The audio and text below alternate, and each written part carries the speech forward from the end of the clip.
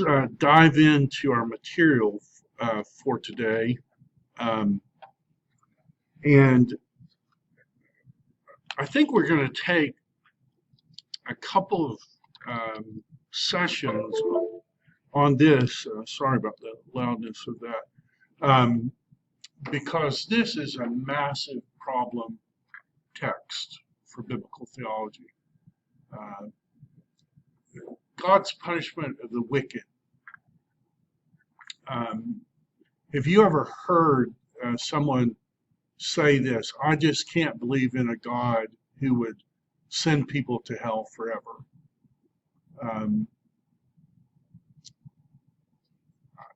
The idea of eternal torment, of infinite eternal torment, is just, it's too hard an idea to wrestle with.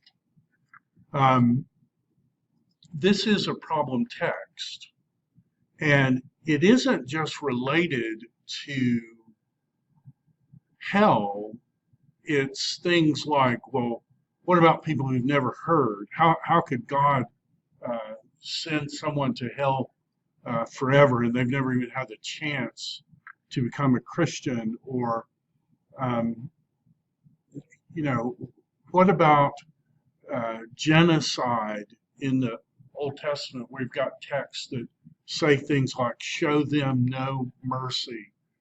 Texts that say, kill every man, woman, and even child, as the Israelites go through the land. And this idea of the judgment, God's judgment of the wicked, is such a problem. It's been one massively historically, and if we kind of put our grid on there, a lot of people are going to come to this idea and say, I just can't believe that the Bible is true. If that's what the Bible teaches, then the Bible is not true. And maybe the most famous person who kind of articulated that argument is actually Charles Darwin. And I don't know if you know this about Charles Darwin, but Charles Darwin, his degree, his MA, do you know what his MA was in? Charles Darwin's MA was in? It was in theology. He decided, his father wanted to be a medical doctor. He decided that he didn't really like to be around blood, and so he did a theology degree, and he came to the idea of this eternal suffering, and he said, there is no way that I can believe that my grandfather, who rejected Christianity, there's no way I can believe that that good man is in hell. Therefore, Christianity cannot be true. And for Darwin, the idea of the origin of the species gave him a way to believe that there wasn't a God. And so, like, this is a problem text. It's a problem text for a lot of people today. And there basically been 5 answers, at least as I consider this, and a lot of people are going to take this answer, that the Bible teaches it and it's just not true. In the tradition I grew up in was more neo-orthodoxy that taught, sometimes people would be less than candid, but that taught basically the Bible is true but flawed. And so, yes, the Bible says some pretty difficult things to deal with about hell, about sexual ethics. The Bible is true, but it's flawed. And because it's flawed, it means when you come to the parts you don't like, you can just get rid of them. And So Neo-Orthodoxy is going to teach that. If you've ever been to Thomas Jefferson's house in Monticello, they'll take you to his desk, and you'll see on his desk a Bible, and he just went through and he cut out the parts he didn't like. And that's going to be a basic way that a lot of Neo-Orthodox are going to come to difficult texts. They're just going to come and say, well, yes, that's what the text says, but I choose to accept the Bible as flawed but true. And basically it's true in the stuff I like. The stuff I don't like, I'm just going to cut out. In terms of historic Christianity, I think, at least in my perspective, maybe you could change this somewhat. There have been three approaches that historic Christianity takes to difficult passages. And one would be a very common one, and that is just ignore the text.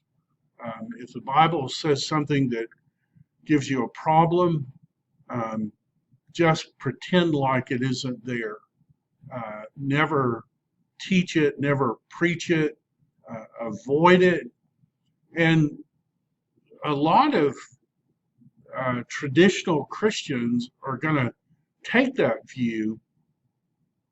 The problem with that is that if you leave a passage that gives you a problem and you just pretend like it isn't there, well, you know it is there. And if you work with young people, you can pretend like it isn't there, but the moment they read through the text and they don't have an answer, they're right back here, because there are a lot of people who are going to say, look, the Bible teaches this and it clearly isn't true. And so to just ignore difficult text, I don't think is a really healthy thing to do, because it's really going to trip people up down the line. You know, help. Well, another thing you can do with the text, and a lot of traditional Christians will do that, and that is to reinterpret what the difficult thing says. So I call this coming up with the inadequate answer. So like take something that we look at in my classes sometimes, this whole thing of the rakia, you know, what are these heavenly waters? And so a lot of people will say, oh, it's just the clouds. And that's an answer. The problem is that answer doesn't really explain the details, and so you end up with kind of an answer that doesn't work, at least in my opinion. But it's what people are going to do. It's kind of the answer. And one of the things that people are going to do with this whole eternity of hell is say, I know that's what the text appear to say, but it's not what they actually say. In other words, come to a difficult passage and you just kind of come up with a way to reinterpret the passage so it isn't offensive. We may, in this class, get to look at the issue of the Bible and homosexuality. And a lot of people in historic Christianity today are trying to make their argument, oh, the Bible doesn't really talk about homosexuality. It's talking about pederasty or child kidnapping or something. And so the texts that seem to give us a problem, they don't really give us a problem, because they're not really about what they don't really say what they seem to say.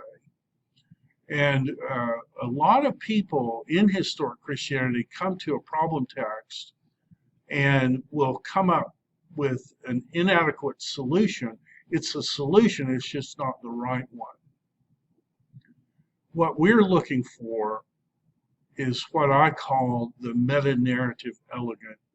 That is, when you come to a problem text, you look at all the text and you come up with a solution that makes all the text make sense, and you come away with it thinking that is the most beautiful thing I've ever seen.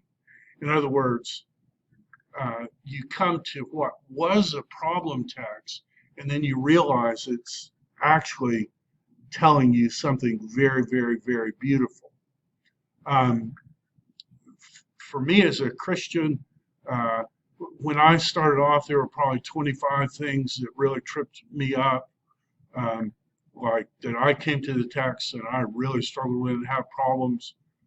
Of those, probably 8 or 10 of them have gotten to the meta-narrative elegance for me. That is where not only are they not a problem text, but there's something that actually I want to study, because when you understand all of it rightly, you come to a very beautiful place.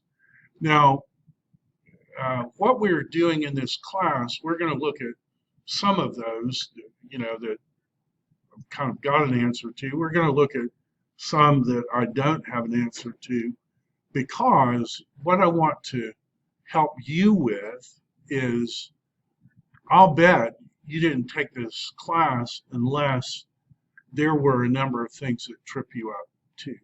You come to the text and you say, well, I don't get how to understand this. And so what I want to help you with in this class, at least to show you kind of the way I've done it, kind of the process when I come to a difficult passage. And if you've read the syllabus, of course, I want you to tackle one of the difficult things. And so as you start thinking about, okay, this is what I want to tackle in the class, what I want you to do is look at some of the tools that I've used and see if that helps you as you begin to tackle your difficult passage. So the difficult passage today, and the one that we're going to take a good bit of time looking at, is this idea of hell, the extermination of the Canaanites, the kill everything, man, woman, child, the eternity of hell, what it means for Jesus to suffer on the cross. We're going to touch on all of those things. And I really believe that when we look at all of it, that it's going to take this from being a problem issue to being, oh my goodness, this is so beautiful, I can't stop thinking about it. That's what I think is going to happen. You be the judge. You see if we get there or not. The first thing I always do when I start tackling a difficult text or a difficult idea is I get a Word document and I start putting my notes down, because the shortest pencil is better than the longest memory. Okay? With these difficult passages, it's not going to be where you can just remember everything. There's going to be too much data, too much. So what I always do when I start tackling something difficult is I start making notes. And these happen to be notes. Document is 29 pages long now. I started it in 2001. Like, how old were you guys in 2001? Like 2 years old or something? So, like, this document is almost as old as you are. This is my document.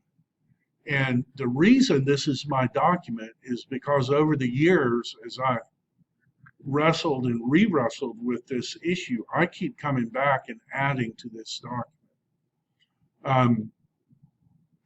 I have tried to do this in a way, I showed you last time that I use headings, because over time I'm going to organize these notes and reorganize these notes. Over time, I'm going to teach this issue. I've taught this issue many times from these notes. And so as you begin to tackle your problem, the first thing you want to do is to get a Word document or something where you can put the stuff where you find and you can begin to organize your thoughts. What I do with this document is, as I'm going through and searching for things, every now and then I'll run across a quote where I say to myself, wow, that person is dealing with exactly the thing I'm dealing with. And what I always do is I open my document and I just paste it first thing so that next time I go through, I'll have the quote and I can add it to my notes. I did that. I was reading a passage, and I don't even know when I was reading it, but it was Justin Martyr. He died in 165 AD. He's a tremendous apologist for the Christian faith. Trypho was a Jew. The dialogue with Trypho is kind of a 2-day interaction he had with someone who said Judaism is true, and he says no, Christianity is true, and he just recounts their discussion. I think Justin Martyr is one of the first people who are into biblical theology, so I love him. I go to him all the time, and I was reading a quote that he has in dialogue with Trypho, and he says this: lest anyone repeat the mistake of these so-called philosophers who claim that our statements that sinners are punished in everlasting fire are just boastful words calculated to instill terror, and that we want men to live virtuous life through fear and not because such a life is pleasant, I will make this brief reply that if it is not as we say, then there is no God. Or if there is a God, he is not concerned with men, and virtue, vice are nothing. And as we already stated, that legislators unjustly punish the transgressors of their excellent precepts.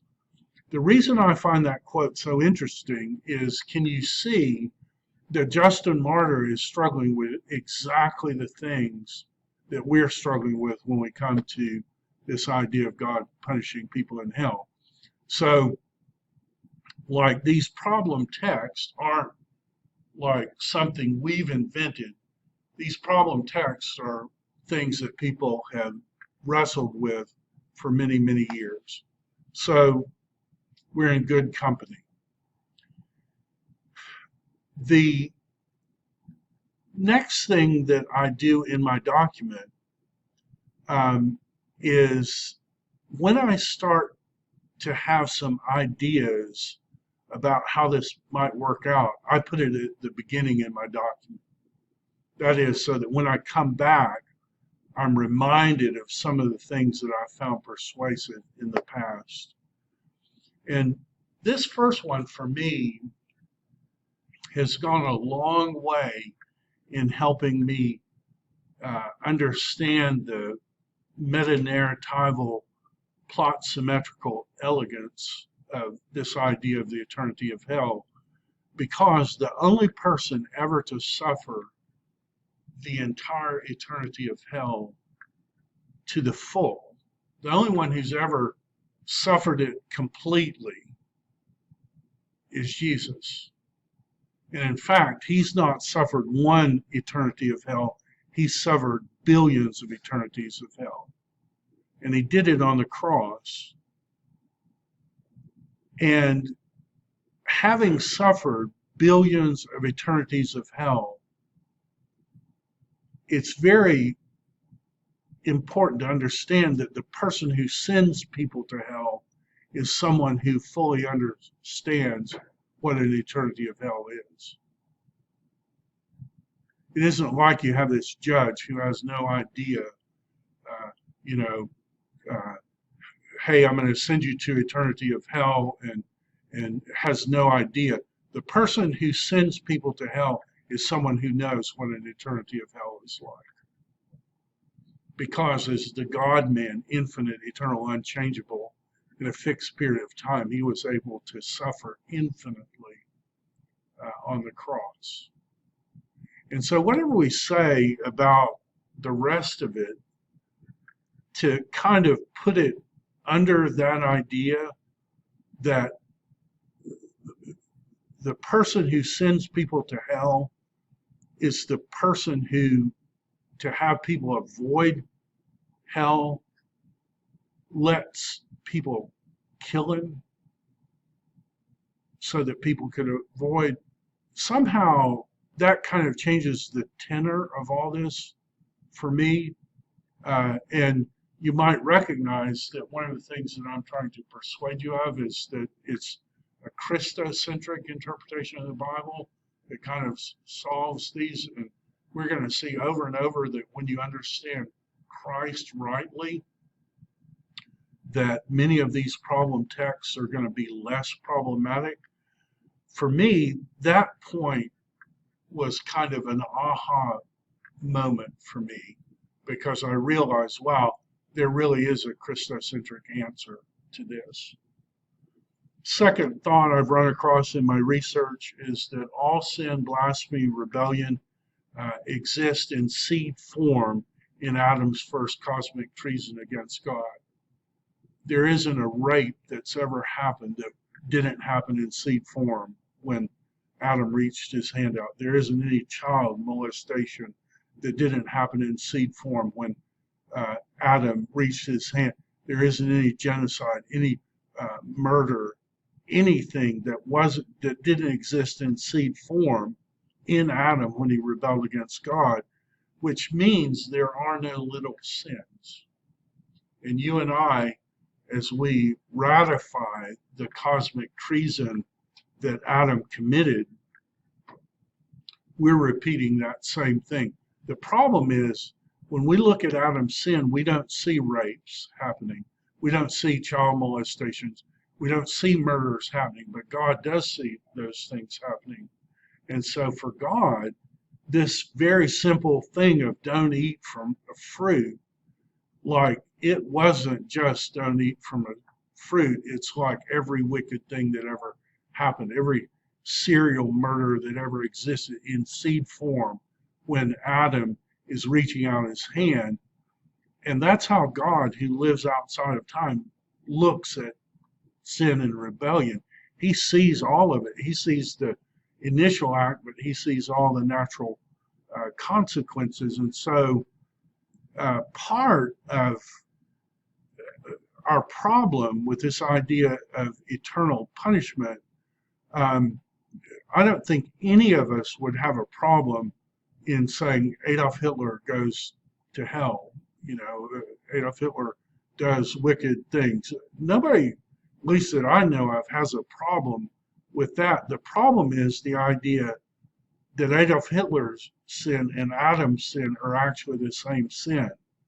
That in seed form, anything that Adolf Hitler did, Adam did. And then by extension, when I break God's law, that same thing is true. I'm ratifying the cosmic treason of someone who's committing an eternal sin. Adam reproduces it after his kind, thus from the moment of conception, every natural born person is sinful. It doesn't mean that we're all axe murderers at the moment of conception, but it does mean that those sins in seed form lie in the human heart. From the moment, David says, in sin did my mother conceive me. He's not saying that the act of conception was a sin. That woman had been married for a long time. David's the 8th son, David's saying, no, the moment I was conceived, why did I sleep with Bathsheba? Why did I murder Uriah? Because the second I was conceived, I was a sinner. That adultery, that murder, that hypocrisy existed in my heart from the moment that I was conceived. That's what David is saying. And if that's true of David, it's true of all of us.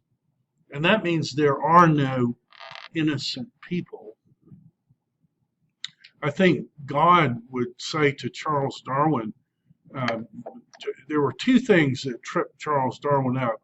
One is that his grandfather could go to hell. The other was that his little daughter uh, would die and God wouldn't save her. She died of some kind of blood ailment, I think. I may be misremembering that. But he just couldn't get over the idea because in Darwin's mind, his grandfather and his daughter and himself were innocent people. And God bringing about this difficulty was just a wicked, evil God. But I think God would say to Darwin, did you know that your idea of social Darwinism led to the death of 150 million people in the 20th century? I mean, you know, you look at the doctrines of National Socialism in Germany, and as it developed from Friedrich Nietzsche's, idea of the Supermenschen, the Übermenschen, where did he get that? He got it from Charles Darwin. He got the survival of the fittest, and this whole Nietzschean Übermenschen philosophy is just trying to help human evolution along. And if you don't believe that, there are two things you can look at. There's a great book by a Christian man called From Darwin to Hitler, where he traces the exact line from social Darwinism to the philosophy of natural socialism. But if you don't want to read a book, go to YouTube. There's a Nazi propaganda film called Triumph of the Will. It has subtitles in it, so it's a German film, but you can watch it and they'll translate. Triumph of the Will, published 1934, I think, the first year Hitler was in power. Triumph of the Will spells out the argument for National Socialism. And if you'll watch that movie, I used to think Nazi propaganda movies were stupid films for stupid people. I still think it's a stupid idea, but what you'll see is that's the most polished, clever, persuading film almost that you've ever seen. It's wicked, it's a lie, it's horrible. Matter of fact, have you ever seen The Sound of Music, where they have the airplane thing and they go and then they come up to the hill? You know where they got that from? Triumph of the Will. It's the exact thing, a silent airplane, beautiful, engaging. If you watch Triumph of the Will, of course, that's homage to Nietzsche's book, The Triumph of the Will. But in that, they make the argument. It's right in the middle of that film. It says, in nature, anything that is inferior is eliminated. And they have this picture of this like deer that's deformed. And they say in nature, survival of the fittest, it's eliminated. And then it switches from the deformed deer to deformed people. And the argument is made, and this is years before the labor camps, the extermination camps. It shows deformed people, and it says it is the most immoral thing that we can do to not eliminate the inferior people who exist among us. Well, where did he get that idea? He got that idea from The Origin of the Species. He got it from Darwin's second book, The Triumph of the Favored Races, in the quest for life or whatever it is. Darwin had a problem with God because God is punishing innocent people, and God is saying to Darwin, the reason your little daughter died is because to preserve fortune, you inbred in your marriage, and because of your inbred marriage to Sarah Wedgwood or whoever it was who was like his cousin, that created a problem. The greed of your family created a problem, and then you embraced an idea that led to the death, the horrific death, labor camps, extermination camps of 150 million people, and that's just in the 20th century. Darwin felt like he was innocent, but the Bible is saying there are no innocent people. In seed form, all our sin carries the ultimate consequences. Every single person, if left to themselves, ratifies the act of rebellion. Then two ideas that kind of were aha moments to me, and they both come from Wayne Grudem. Wayne Grudem pointed out that when God punishes someone in hell, it isn't like they stop sinning. People in hell are blaspheming God. People in hell are sinning against God. So it isn't like someone in hell and saying, God, I repent and I want to submit and you're right. The people in hell are becoming more wicked and more sinful. So as I've worked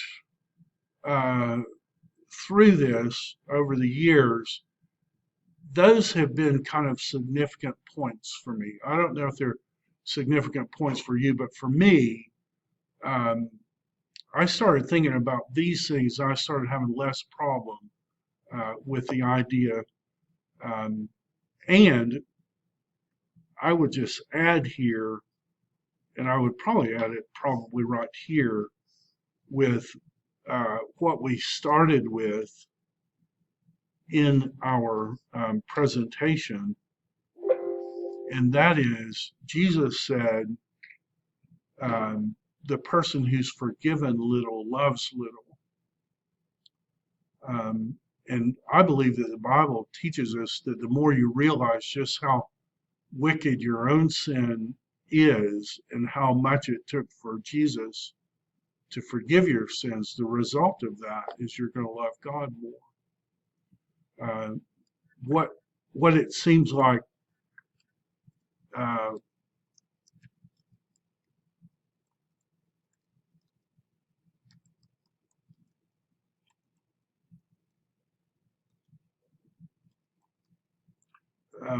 what you'll see typically in people who make the argument against the eternity of hell, it's people who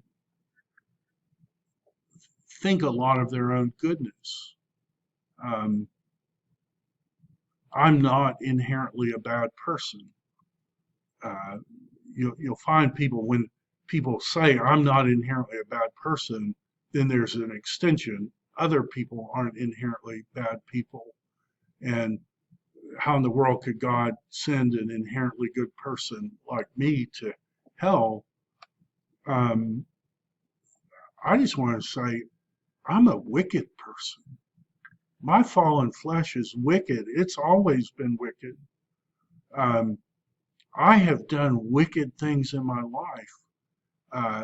If God, a lot of times I use the example, you're in Mercedes-Benz stadium and you're there with a group of Christians, and you're watching YouTube videos, and all of a sudden your life YouTube comes up, and you realize immediately that kind of it's a low lights of your life. What would you do? That's not my analogy. I stole it from Steve Brown, so he gets the credit. I mean, what would you do? Well, I tell you what I would do. I'd get up and start running for the exit, and I would never show my face in public ever again because uh, I know I'm a sinful person. God knows I'm a sinful person. My sins deserve God's just wrath. And Jesus, to get me back into the Garden of Eden, he endured not an abbreviated version of my hell. He endured the totality of my hell. But because he's the God man, he can do it at a fixed period of time. I'm not infinite, so my suffering would have to be forever. He is infinite, so his suffering can be infinite, but in a fixed period of time. As I've come to believe that, it's dialed down the conceit that I was born with. It's dialed down my pride. So I'm still a very prideful person and very conceited person, but oh my goodness, uh, has it taken the edge off of that?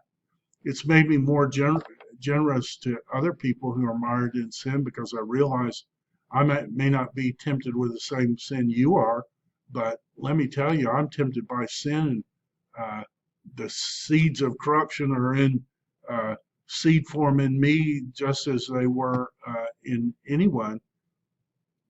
This idea has helped me as a believer, and so uh, in my document over these 20 years, I've just kind of put the highlights. But where my document always starts is with the actual problem text. And so as you begin to work through your problem text, get your document, start putting the text down. So would you grant that this is a difficult text? This is Revelation 20:10, and it says this, and the devil who had deceived them was thrown into the lake of fire and sulfur where the beast and the false prophet were, and they will be tormented day and night forever and ever. So as I look at that text, when I read that text in Greek, it's even worse than it is in English. Because it says this, they will be tortured. This is the word for tortured, day and night. And then in Greek it says, into the eternities of the eternities. Into the eons of the eons would be the closest cognate English. So does this text talk about eternal tormenting punishment? And I can't make these words say anything but that. Just on a plain language, these words, eternities of the eternities, these are the same words that are used of our salvation with God. It will use these eternal words. This word torture is the same word where the unforgiving servant is tortured until he pays back. It's the exact word that's used when the disciples, when they're in the midst of the storm and they're trying to row their way across, it says Jesus saw them being tortured by the rowing.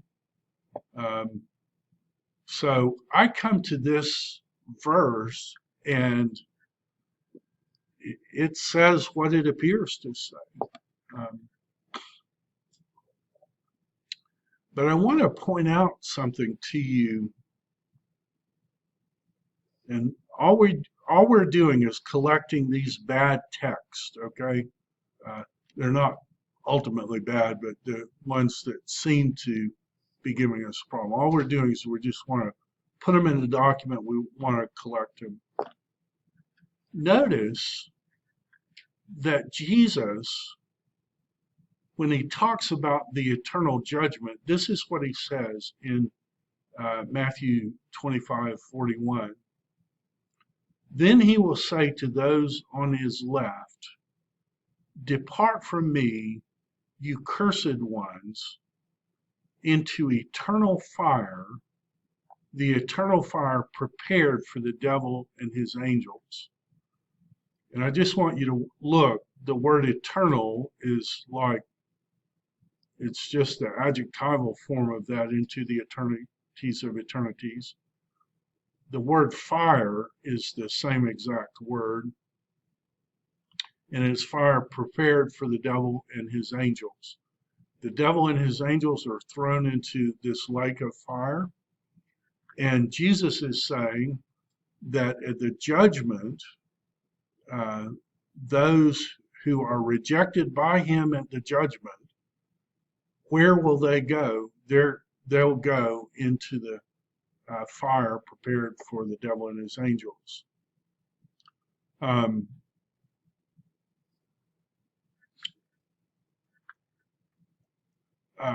Revelation 21:8, and when I do this in my own notes, I do it in a way where I can change verses. So I'm just putting parallel verses in, but if like a verse seems more important to me, I'll move it up.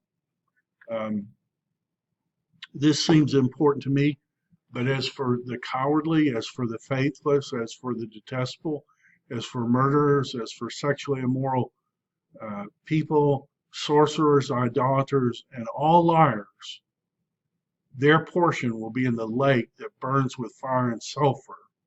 That is the second death. So Jesus is saying, where do people go after the judgment? They go into the lake, this eternal fire prepared for the devil and his angels. Revelation says, well, who are the people who go there?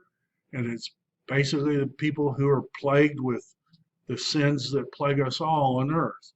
The good news of the story is that Jesus is transforming sinners, us, where in heaven, when we see Jesus, we aren't going to be cowardly anymore, or sexually immoral, or prone to lying, or anything else. Jesus will have made us where we can live with the holy God forever. But Jesus is saying those who are rejected, that's where they're going, into the lake of fire. Now, for me, when I came to Genesis 19:24, I had an aha moment. And can you see my aha moment there? So the lake of fire and brimstone, Puros and Theon. What does it say about God when he punished Sodom and Gomorrah? What did he punish them with in Greek? He punished them with fire and brimstone. Okay, help me with something here.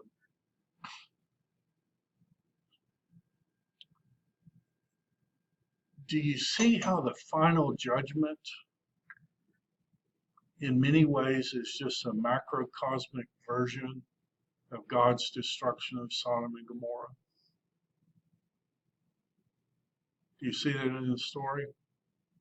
Now we're going to have another aha moment. Do you see how the extermination of wicked people in the land flowing with milk and honey is a microcosmic version of God excluding the cowardly, the sexually immoral from heaven? Do you see those in the story? That really those two stories are exactly the same thing.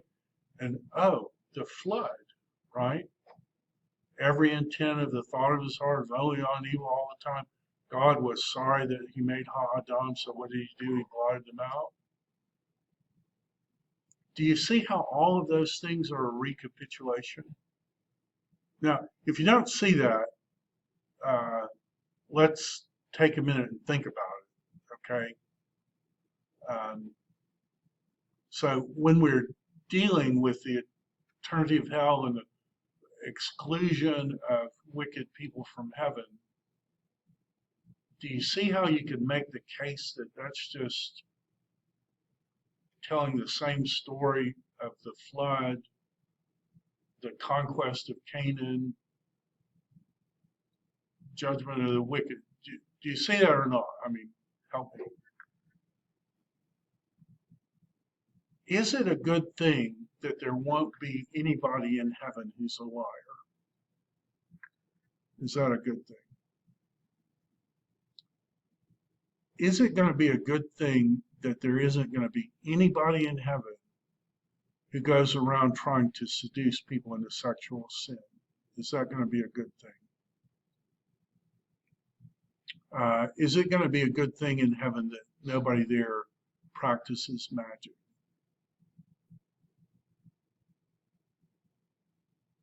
Those are all good things.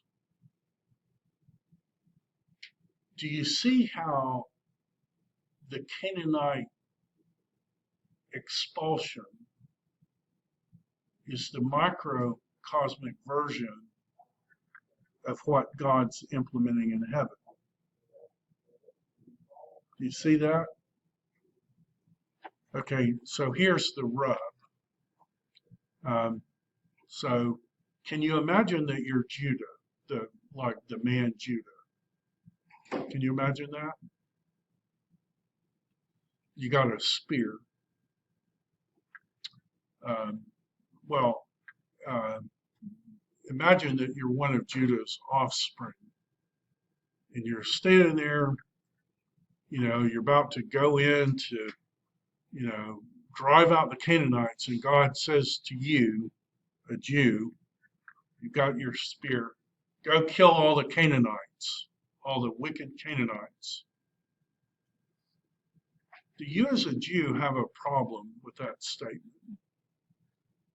God, you got the spear in your hand, and God says, go kill all the wicked Canaanites. Remind me who Judah married in the story.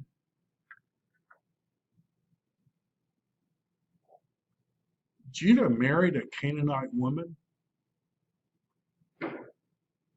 and the three boys were so wicked that God killed them. Like, Manasseh's wicked and God doesn't kill him, like Nebuchadnezzar is wicked, God doesn't kill him. Judah had three boys and they were so wicked that God killed two of them.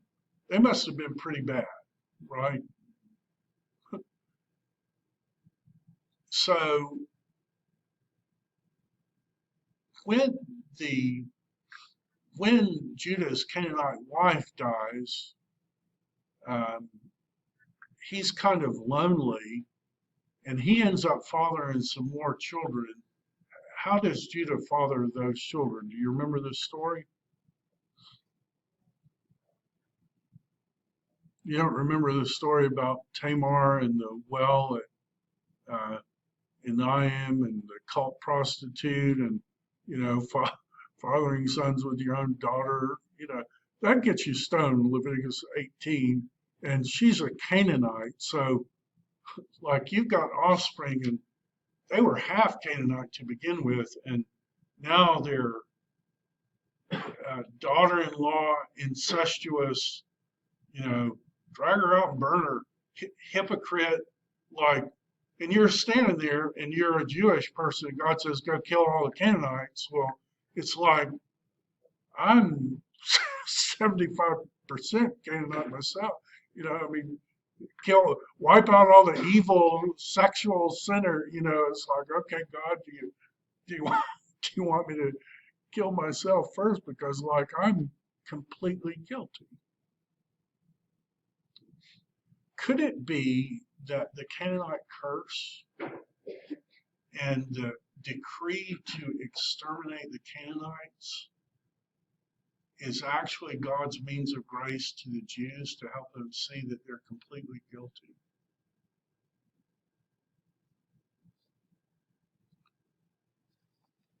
Could it be that all of this is helping us see that we're the Sodom and Gomorrah? Doesn't Paul say that if God had left us alone, we all would have been? And do you remember what tribe Paul is from? What tribe is Paul from? Benjamin.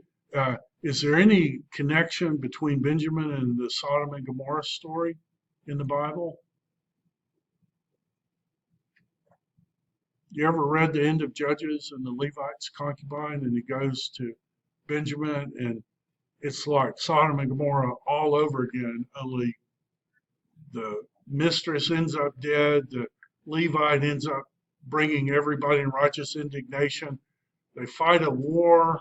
There are only like 600 Benjaminites left, and people said nobody let their daughters marry. And then they have this like strange Sadie Hawkins thing, or reverse Sadie Hawkins, or some, where we'll turn our backs and if you want to go grab one of our daughters, we'll turn her back.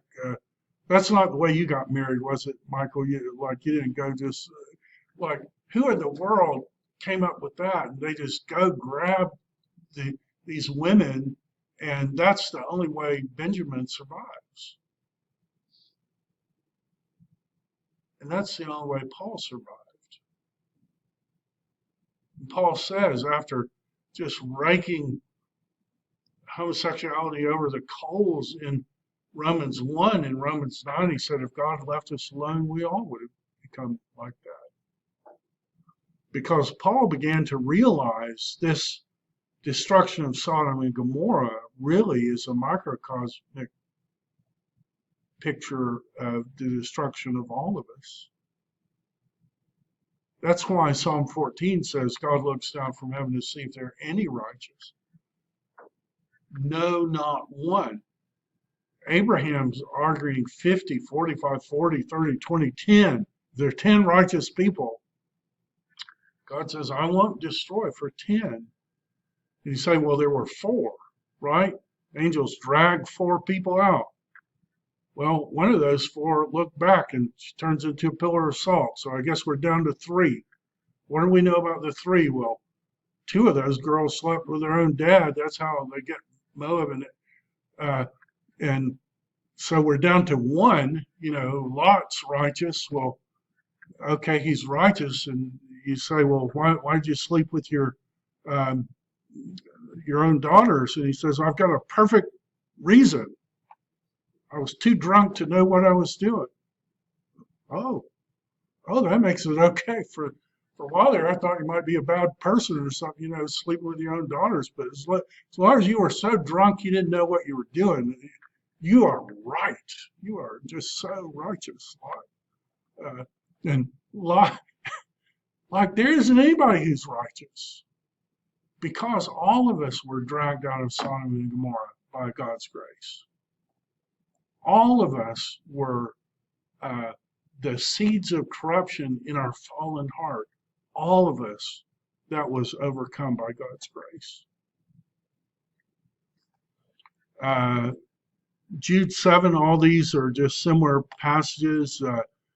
Indulge in sexual immorality, pursue unnatural desire, serve as an example of undergoing a punishment of eternal fire. So these Sodom and Gomorrah stories are just foreshadowing hell. Ezekiel 38, with pestilence and bloodshed, I will enter into judgment with him, and I will rain down on him and his hordes and the many people who are with him, torrential rains and hailstones of fire and sulfur. This same idea. And start going through and you see it isn't like one text that says this, it's like a lot of text. So you begin to, you have your problem text, you begin to collect, and you start asking, at least I do, how do these stories go together? And there are 4 questions that I always ask when I come to a text. If it's positive, how is it like Christ? If it's negative, how is it a contrast to Christ? So anything, Leviticus, anything like that, I ask those 2 questions. How is it like Jesus? How is it a contrast to Jesus? The next thing I ask is, how is it like what went before? And how is it like what comes after? So I'm always coming to a text like Leviticus, and I say, how is it like the Garden of Eden? How is it like or unlike the eschatological consummation? Well, Leviticus is easy. The things that are bad in Leviticus are all things that didn't exist in Eden. Death, suffering, human sexuality that produces spiritually dead people didn't exist in Eden. Once you start reading like that, you realize, oh, this is a meta-narrative. This is like a movie. All the scenes agree, either looking back or look forward. So I always ask those 4 questions. And when I started wrestling with this idea, eternity of hell, Canaanite curse, all that, I asked the question, how is that like or unlike Jesus? And I had an aha moment.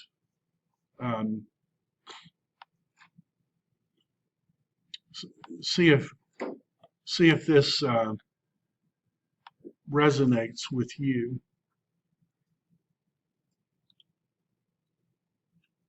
I remember the first time I saw this in my study.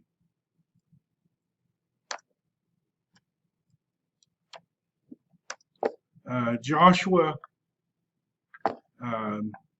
implementing the Canaanite curse, the Canaanite extermination. I imagine it would be nice if we did this in English. And I remember coming across this text. If a man has committed a crime punishable by death, and he's put to death, and you hang him on a tree, his body will not remain all night on the tree, but you'll bury him the same day, for a hanged man is cursed by God. You will not defile your land that the Lord your God is giving you as an inheritance. And so we have this law. If somebody does something guilty, that this is what happens to them. And I remember thinking how if this were applied to Adam, and when he reached out his hand, knowing that every rape that ever was going to happen was in seed form in rebellion against God, every murder, every child abuse, every unjust war, every wicked thing that could ever have a seed form, what should have happened to Adam? Well, he should have been hung on the tree of his rebellion, stripped naked, made to suffer all the hurt that he ever would bring. And that would be kind of like a cosmic stop sign of don't commit treason against God. God's way is right. Don't do it. If you do that, it seems like a very little sin, but it's not little. It's massive. And I remember then when I came to this text, and I hear of Joshua, it says he hanged the king of Ai, and Ai is a Canaanite king. He hanged him on a tree until evening, and at sunset Joshua commanded, and they took his body down from the tree, and they threw it to the gate of the city and raised a great heap of stones, which stands there to this day. Ai, all Canaanites are fertility cult people. They do abominable sexual things. They murder children as part of that abominable rite.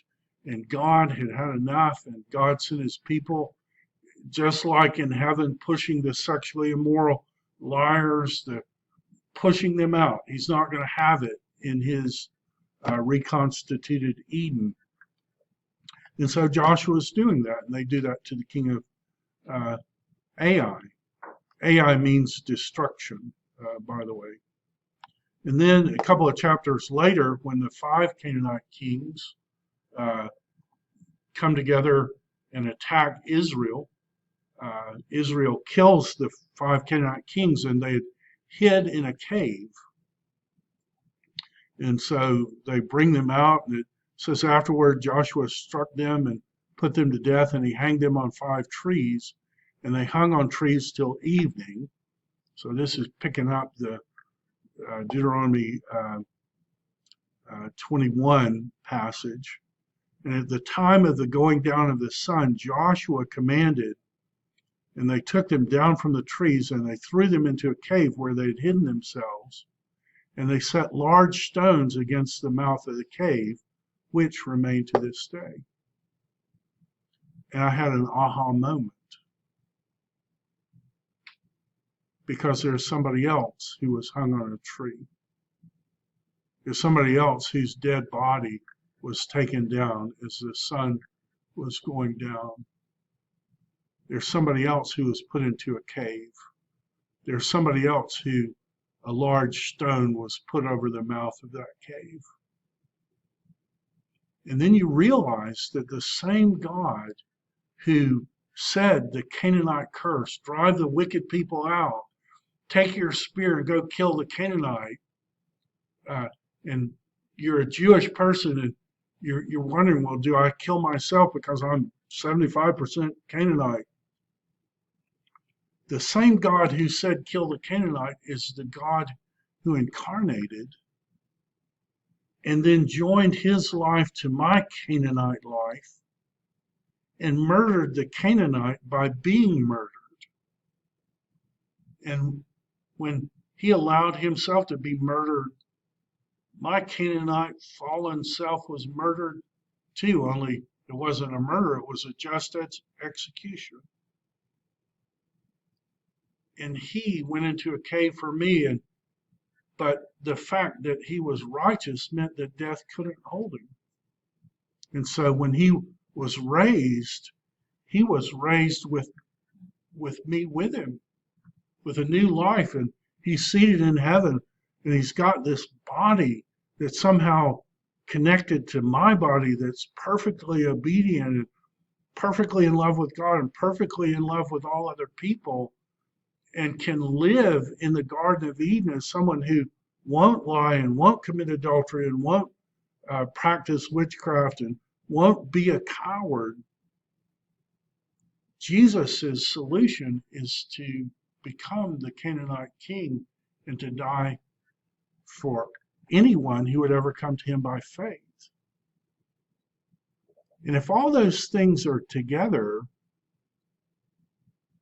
then my problem shouldn't be with the eternity of hell. My problem should be, why in the world would God incarnate to do that for me? My problem in life is I think too little of my forgiveness. If I understood exactly what God had forgiven me for, I would wake up in the morning so burning in love with God that I wouldn't wait to be with him. I couldn't wait to say thank you. I couldn't wait to dive into his word. And I wake up in the morning and I think, oh, I'm tired. Oh, let me look at my phone. What's happened? Who's texted me, man, I'm so bored. Should I watch a Netflix movie? Versus, oh my goodness, God has been so great to me. And the reason that I don't wake up like that is because I don't believe that when Jesus died on the cross, that he suffered an eternity of my hell. I don't believe that in my flesh. I know it in my mind, but I don't believe it in my flesh. And because I diminish what Christ did, I'm not that in love with. But if God, uh, Zechariah 12:8, I think it is, no, 12:10, I'll pour out a spirit of supplication, and they'll look on me, the one whom they've pierced, and they'll mourn for me like one mourns uh, for oppression, one who has died like one who's mourned for a firstborn. The reason that I'm not just so totally in love with God is because I think too little of my sin. Jesus said, he who's forgiven much loves much. And I don't realize what I've been forgiven. If I did, I would just be consumed with passionate love uh, for God. If we look up all the verses, we see that the New Testament makes that exact connection. Christ redeemed us from the curse of the law. Steve Brown uses that thing of the YouTube video, but imagine if you were sitting there, 65,000 people, and in your life, kind of your inner thoughts, all your, low lights of your life came up. Imagine as you're running out and, there are monitors everywhere, and you see your life, but instead of you being there, it's Jesus' face. And you realize nobody's going to connect any of this with me because Jesus has publicly connect, and you realize my total shame. I mean, how would you relate to Jesus after that? Would you be indifferent, or would you realize? And if you could taste a little bit of the eternity that you would owe, and you realize that more than you could ever realize that Jesus paid that, would it change? Would it change? I think it would.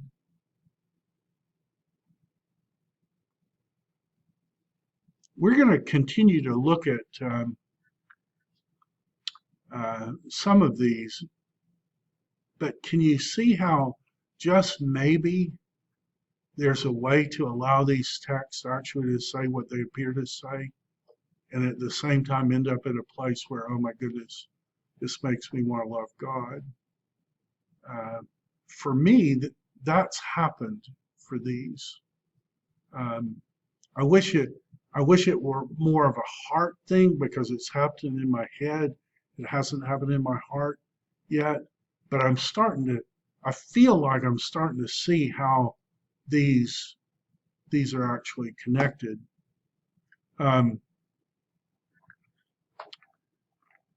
I'll end with telling a story. I had a really great meeting with a guy on Saturday. Two guys, a white guy and a black guy, and they run a ministry in Alabama to people in prison. They do seminary education to people in prison, and they were telling me this story. They've had a good bit of success with this, and they have whole bays now that just have Christian people who just fully confess their sin and live a life without drugs and without sex and are kind to each, and they're doing it in these, you know, maximum security prison, like the most horrific thing. And guy told me this story, and I don't often cry or move, but I have to admit this moved me. They were telling a story about a guy who had gotten in debt to somebody else in prison, and he owed $200. And in prison, $200 might as well be 10 million. There isn't a way to come up with that kind of money. And so the guy who was in debt faced three options. One was the guys he owed the money to could just beat him until he was half dead. The second thing they could do is kill him, or he could pay the money back. So he had three options. And the guy was in this Christian community, and that's what he faced. And so what his Christian brothers did in prison is they scraped every penny together they could get, and they took it to the drug lord. The one of the bays at the prison they called the Hunger Games, and I don't know what that means exactly, but like it seemed like it was a reference to that movie, The Hunger Games, where like it's a free for all, and it's like you kill. At least I think that's what it means. And so here these Christian brothers got every cent together that they could, and they went and paid the man's debt. And it saved his life, or saved him from being beaten unconscious and thrown into the, a coma forever.